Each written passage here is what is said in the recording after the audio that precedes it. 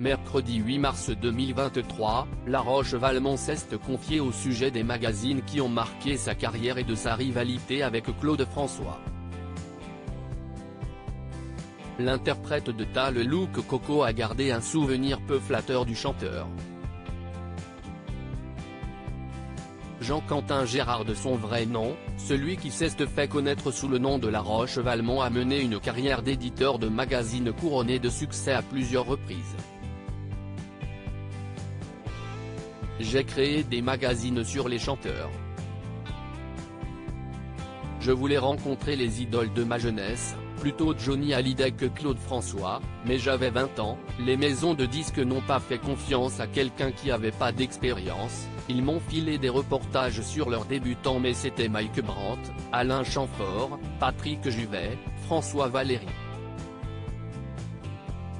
En quelques mois, ils sont devenus numéro 1 et mes magazines sont devenus numéro 1 des ventes, ce qui fait que j'ai monté un groupe de presse, s'est-il remémoré dans l'émission Chez Jordan, diffusée sur C8 mercredi 8 mars 2023. Interprète du tube Ta le look Coco, CIST à l'édition qu'il s'est adonné avec passion durant plusieurs années quitte à se faire quelques ennemis.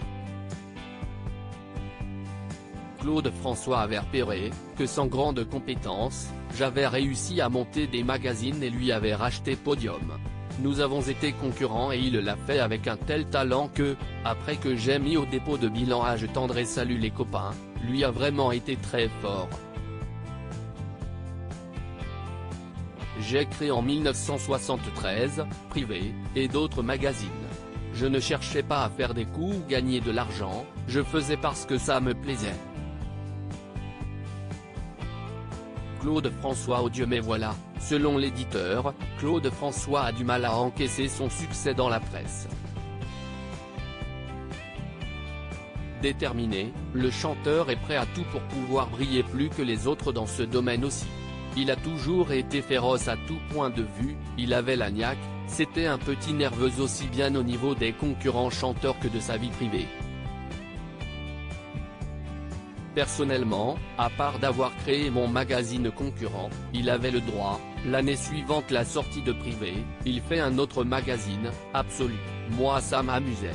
Il était connu dans le métier, Johnny a toujours dit qu'il essayait d'imiter la posture naturelle et spontanée de stars comme Johnny qui courtisait les filles qui avaient déjà été courtisées.